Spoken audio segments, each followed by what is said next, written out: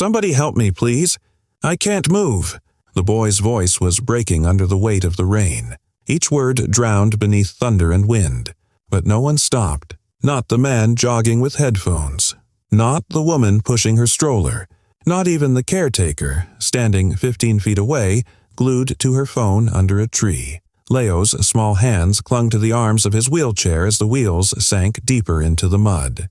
His face was wet, not just from rain, but from the tears of a child who had learned too early that people look away when you need them most. His paralyzed legs dangled, useless, while the ground pulled him down inch by inch. "Please, someone," he whispered, his voice fading. Then came another sound. Sneakers splashing through puddles, heavy breathing cutting through the storm. "Hold on, kid. I'm coming." It was João, 14 years old. Thin, soaked, wearing the same red supermarket uniform he'd been working in all day. His backpack was dripping. His shirt clung to his skin. And still, he didn't hesitate. He slid to his knees beside the wheelchair, hands trembling not from fear, but from the cold. "Don't worry. I've got you," he said. The boy looked up, wide-eyed, scared, and whispered, "You don't even know me." "Don't need to," João said softly. "You're someone who needs help." His fingers slipped in the mud as he tried to push the chair free. No luck, the wheels were buried. João looked around. Nothing but rain, trees, and people pretending not to see. He tore off his work shirt, wrapped it around the steel handles, and pulled again. His shoes, the only good pair he owned, were already ruined, but he didn't care. "Come on, move," he shouted through gritted teeth. The chair didn't budge, so he did something no one else would have dared. He leaned down, hooked his arms under Leo's body, and whispered, "Arms around my neck. Trust me." Leo hesitated for a second, then obeyed. João lifted him, mud splashing up to his knees. His back strained, his breath came fast, but he didn't stop. Step by step, he carried the boy toward a wooden bench beneath a wide oak tree. When they finally sat, João wrapped his arm around Leo to steady him. The storm was still raging, but under that tree, there was calm. Two strangers bound by something stronger than blood. "Where's your family?" João asked. "My dad's coming," Leo murmured. She was supposed to watch me." Both boys looked toward the caretaker. Still talking, still unaware. And that's when Leo's lips began to turn blue. João saw it, panic flashing in his eyes. He pulled off his hoodie and wrapped it around the trembling boy. "Stay close. You're safe now," he whispered. Neither of them knew. This storm was just the beginning of something that would change both their lives forever. "Don't be late for work, meu filho." Grandma Eva's voice floated from the bedroom, thin as thread but warm as sunlight. João stood at the tiny kitchen counter counting coins like they were glass. $20 for groceries, $15 for Grandma's heart pills, $7 and some change for everything else until payday. He spread peanut butter paper thin on his own bread and thick on hers, wrapped the sandwiches in the last 2 napkins, and forced a grin she couldn't see. "I'm good. Oh, I'll grab Hours this weekend." "Hours won't fix a tired heart," she called back, half joking, half truth. "Then I'll get 2 weekends," he said, opening the cracked fridge and pretending the cold air was plenty. The apartment told stories without words. A stack of red-stamped medical bills, pill bottles spaced out on a calendar to stretch doses, a lopsided photo of a woman and a man holding a curly-haired toddler, João, before sirens and headlines. Turn that photo into a relic. He slipped. On his best sneakers, the pair he'd saved for 3 months to buy, and knotted them like they were armor. Down 4 flights of stairs, out past the graffiti, into the wet afternoon that smelled like rain and rust. At the market, Mr. Matos watched the clouds bruise purple over the city. "Vaya pé nessa chuva?" "Yes, sir." "Not far." "A vida já te molha bastante," the manager muttered, then pulled an umbrella from aisle 3. "Bonus, don't argue." "I'll bring it back clean," João promised. "Bring back yourself. The umbrella is just plastic." For 4 hours he stocked shelves to the rhythm of beeps and small talk. Milk, rice, detergent, thinking of Grandma's laugh when it's not weighed down by short breaths. When the storm finally broke, it didn't sprinkle. It fell like a decision. Sheets of water hammered the street. The shortcut through Agua Viva Park would save 20 minutes. 20 minutes more with view. He took it, across town. Fluorescent lights hummed above polished floors.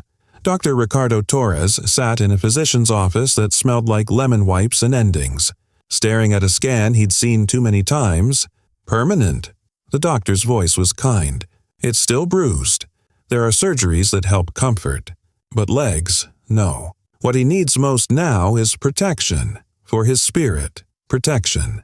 Ricardo had money, doctors, equipment, but none of those could stand in front of a stair that measured his son's worth by wheels.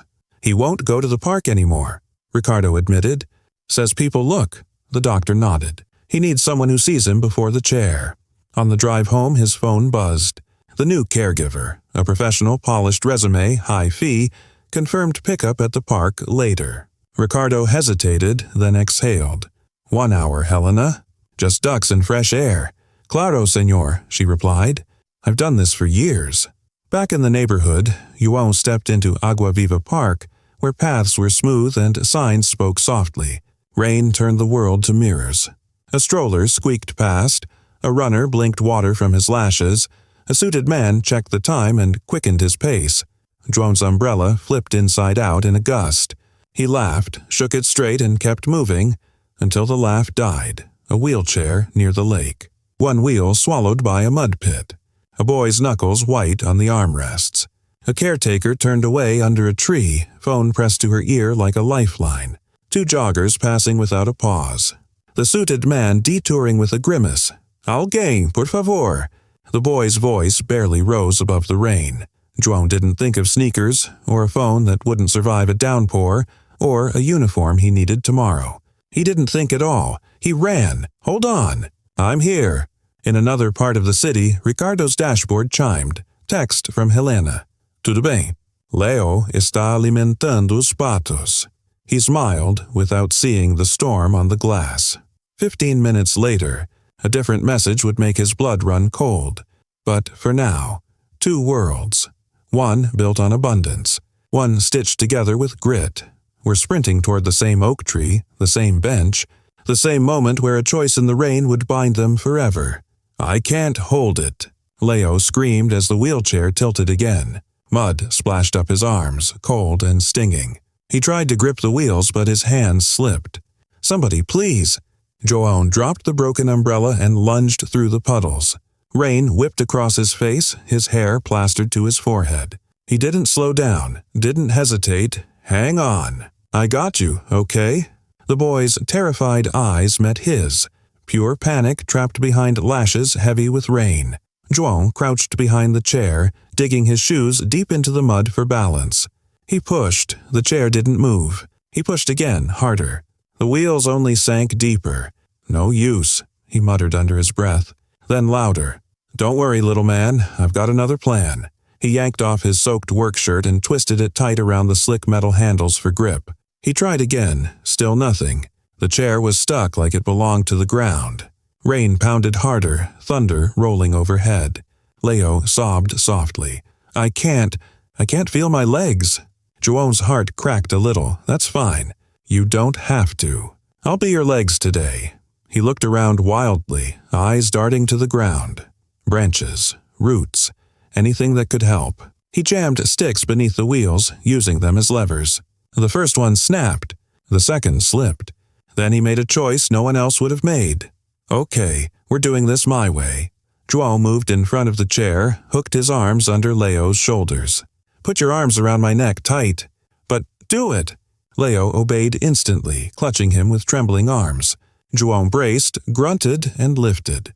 Mud clung to his jeans like weight. His back burned.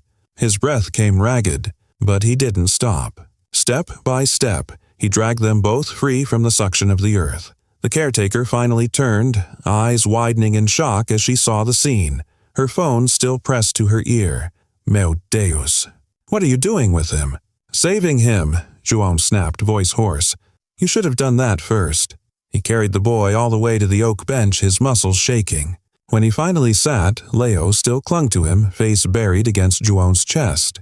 Rain soaked them both, dripping from their lashes, but for the first time, Leo wasn't crying out of fear. You're safe now, João whispered, wrapping one arm around the boy's shoulders. The caretaker hovered nearby, stammering excuses, but João wasn't listening. He watched Leo's lips pale to a faint blue. The kid was freezing. Without a thought, he stripped off his only hoodie and wrapped it around him. "Here, stay warm. You'll get cold," Leo murmured. "Doesn't matter." When the luxury truck finally screeched to a stop by the park, headlights cutting through the storm, João barely noticed. A tall man ran toward them shouting, "Leo!" "My God, Leo!" But Leo only pointed weakly at João. "He saved me, Dad. When everybody else just passed by, he came back." The father froze, staring at the muddy stranger holding his son like something sacred. The rain kept falling, but in that moment the world had stopped. "Give him to me." Dr. Ricardo's voice cracked with fear as he reached for his son, rain sliding down his face like tears. He knelt beside the bench, trembling, expensive suit ruined, shoes sinking into the mud. Leo's arms didn't move. They stayed locked around João's neck. "It's okay, Dad. I'm okay. He saved me." Ricardo froze, staring at the boy holding his son. A scrawny teenager, drenched, shaking from cold, chest heaving, but calm. João looked up, uncertain, eyes full of worry and humility. He was stuck in the mud. "Nobody came. I just did what anyone would do." The father's throat tightened. He knew that wasn't true. He'd seen the crowd at this park. People walked past beggars, broken cars, anything that slowed their day, but this boy hadn't walked past. He'd stopped. "Thank you," Ricardo said softly, voice trembling. "You have no idea what this means to me." João shook his head. "Don't thank me, sir. Just get him warm." He started to rise, swaying slightly from exhaustion. Leo's small hand caught his sleeve. "Please don't go yet." The caretaker finally stumbled forward, babbling apologies. I turned for 1 second, sir. I swear." "Enough," Ricardo barked, not looking at her. His fury wasn't loud. It was cold. He fired her on the spot, still without tearing his gaze from his son and the boy beside him. Ricardo's medical training kicked in. He touched Leo's forehead, then João's. Both were ice cold. "We need to get you both out of this rain." "I'm fine," João murmured, though his lips were trembling. "He's the one who's cold." "You're coming too," Ricardo said firmly. "That's not up for debate." For the first time, someone spoke to João like he mattered. The tone wasn't pity. It was protection. Ricardo opened the back door of his black SUV. The interior glowed with soft leather and warm air. João hesitated at the sight. The contrast between his world and this one made him want to disappear. "Go on," Ricardo urged. "It's warm. You earned it." Inside, Leo leaned against him again, still wrapped in João's hoodie. Steam rose from their clothes as the heater hummed. For a moment, silence filled the cabin. Just two soaked boys breathing in rhythm. "Where do you live?" Ricardo asked, watching João through the rearview mirror. "Santa Lucia Apartments." The old building by the bridge. Ricardo's eyes flickered in recognition. That area wasn't just poor, it was forgotten. The car rolled through puddles, city lights blurring across the window. Leo never let go of João's hand. "Dad, can we take him home?" "Just for tonight. We're taking him home right now," Ricardo said quietly. When the SUV pulled up in front of a crumbling concrete building with graffiti and broken lamps, Ricardo turned off the engine. He saw the embarrassment flicker across João's face as the boy whispered, "This is it, sir. Thank you for the ride." Ricardo looked up at the cracked windows, then back at the boy who'd risked everything for his son. "Thank you," he repeated softly. "No, João, I don't think you understand yet. You've given me back something no money could buy." João frowned, confused. Ricardo smiled faintly. "My son's faith in people." And with that, two doors opened. Not just the SUVs, but the one between two worlds that never should have met. Yet now couldn't exist apart. João hesitated at the door, embarrassed by every detail of his building. The peeling paint, the flickering hallway bulb, the smell of damp concrete. He turned to Dr. Ricardo. "You really don't have to come up, sir. We're fine. After what you did today," Ricardo replied. "Fine isn't good enough." Leo grinned from his wheelchair. "Please, João. Just for a minute?" João sighed and unlocked the apartment door. The hinges squeaked, revealing a space that was tiny but spotless. old furniture polished to shine, faded curtains neatly tied, and a faint aroma of chamomile and soap. On the small bed near the window, an elderly woman stirred awake. "Joãozinho?" Her voice was weak but kind. Then she saw the guests, a man in a drenched designer suit and a boy in a wheelchair wrapped in João's hoodie. Meu Deus. What happened? João hurried over. "Tá tudo bem, vó. I helped Leo at the park. This is his father, Dr. Torres." Ricardo stepped forward gently. "Your grandson saved my son's life today." Dona Eva blinked, eyes glistening. "He always was like that," she whispered. "Even when we had nothing, he'd give his food to the neighbors' kids." Ricardo's gaze drifted around the room, to the prescription bottles lined up on the counter with dates stretched in pen, the nearly empty fridge, the stack of unpaid hospital bills tucked under a cookbook. The truth hit him like a blow. "You live here alone?" he asked softly. "Just me and him," Dona Eva replied, voice trembling. "His parents died when he was 2. I've done my best, but—" She glanced at the medicine bottles. "My heart's running slower than it used to." Leo wheeled closer to her bedside, his small hand reaching for hers. "You raised a hero, Dona Eva." The words made her smile, proud, tired, and full of love. João busied himself with pouring water for their guests, trying to hide the redness in his eyes. He hated pity more than hunger. Ricardo looked between them, this boy who had saved his son and the grandmother who'd saved the boy. Something inside him broke open. "Listen to me," Ricardo said quietly. "You didn't just help my son. You reminded me of what matters. I can't walk away and pretend I didn't see this." João shook his head quickly. "Please, sir, don't. We're not asking for anything. We don't take charity." Ricardo knelt, lowering himself to eye level with João, not as a rich man, but as a father. "Then don't think of it as charity. Think of it as gratitude. Let me help your grandmother. The best doctors, the right medication. You saved my family. Let me help save yours." Dona Eva's hands trembled. Tears welled up, falling freely. "João, sometimes angels wear expensive shoes," she whispered with a broken laugh. João's throat tightened. His pride wanted to say no, but his love for his grandmother said yes. "If you help her, I'll find a way to pay you back someday." Ricardo smiled through tears. "You already have." That night, for the first time in years, João's apartment was full of light, and hope didn't feel like a stranger anymore. The next morning, sunlight spilled through the cracked blinds for the first time in months. João had barely slept. He kept replaying the night before, the doctor's promise, his grandmother's trembling smile, the warmth in that rich man's eyes that didn't feel like pity. At 9 a.m., a knock echoed through the hallway. He opened the door to find Dr. Ricardo standing there again. Clean suit, calm smile, and 2 cups of coffee. "Thought you could use this," he said. "And I'd like to talk, if you'll let me."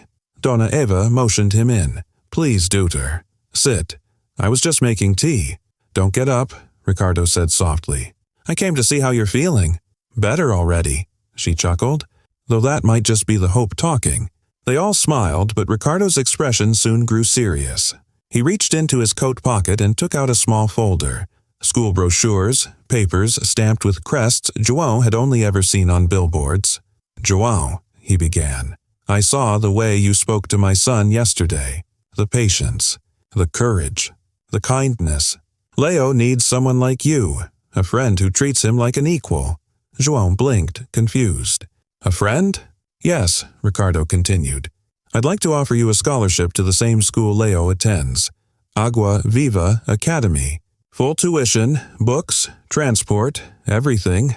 In return, you'd mentor him, help him socially, be there as his friend." João froze, disbelief washing over him. "Sir, I can't accept that. I have to work. The supermarket counts on me. And we still have bills, medicine." Ricardo nodded slowly. He had expected that answer. "Then let me make this clear," he said. "This isn't charity. It's a partnership. I'll handle your grandmother's medical costs. You keep working weekends if it helps your pride, but during the week, you study. You build a future." João's hands trembled. "Why me? There are better kids. Smarter ones." Ricardo smiled faintly.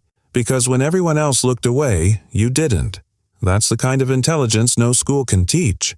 Dona Eva pressed a hand to her chest, tears welling again. Meu filho. This is the chance your parents prayed for. Vô. Listen to me, she said, her voice cracking. You've been strong long enough. Let someone be strong for you now.